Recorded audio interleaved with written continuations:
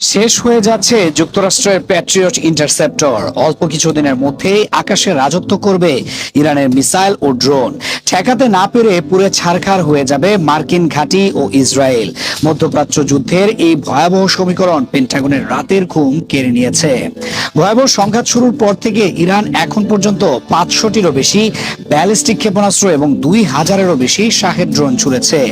এই বিশাল আক্রমণ সামাল দিতে গিয়ে ইসরায়েল এবং আরবে মোতায়েন করা মার্কিন বাহিনীর প্যাট্রিয়ট ইন্টারসেপ্টর মজুদের বড় একটি অংশ খরচ হয়ে গেছে।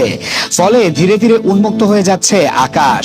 এভাবে চলতে থাকলে কোনো বাধা ছাড়াই লক্ষ্যে আঘাত হানবে ইরানের ড্রোন ও মিসাইল। এই মুহূর্তে পেন্টাগনের জন্য সবচেয়ে বড় উদ্বেগের বিষয় হলো প্যাট্রিয়ট ইন্টারসেপ্টরের উৎপাদন ক্ষমতা।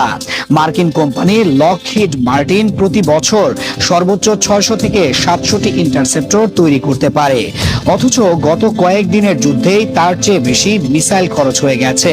এই অসম যুদ্ধের সমীকরণ মেলাতে গিয়ে হোয়াইট হাউস এখন দিশেহারা।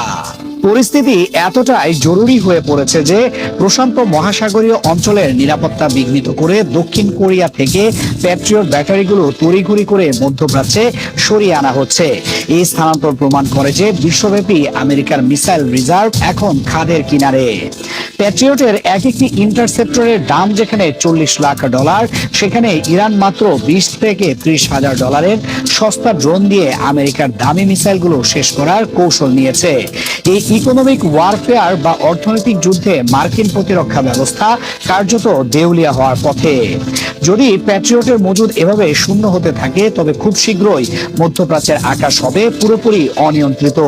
ইরানের হাইপারসোনিক মিসাইল এবং ড্রোনের ঝাঁক তখন কোনো বাধা ছাড়াই মার্কিন বিমান ঘাঁটি, রণতরী এবং ইসরায়েলের গুরুত্বপূর্ণ স্থাপনাগুলোতে আঘাত হানবে। বিশেষজ্ঞরা সতর্ক করেছেন যে আকাশ প্রতিরক্ষা ছাড়া এই আধুনিক যুদ্ধে টিকে থাকা অসম্ভব। অর্থাৎ প্যাট্রিয়ট ইন্টারসেপ্টর সংকটের কারণে আমেরিকা ও ইসরায়েলের বিশাল সামরিক শক্তি এখন বালির বাঁধের মতো ভেঙে পড়ার মুখে। ইরান কেবল সংখ্যাতাত্ত্বিক জোরেই নয়, বরং দীর্ঘমেয়াদী যুদ্ধের রসদ যোগানের সক্ষমতায় আমেরিকাকে ছাড়িয়ে যাচ্ছে। দক্ষিণ কোরিয়া থেকে মিসাইল এনেও যদি শূন্যস্থান পূরণ করা না যায়, তবে মধ্যপ্রাচ্যের মানচিত্র থেকে মার্কিন আধিপত্য চিরতরে মুছে যাওয়ার সম্ভাবনা তৈরি হয়েছে।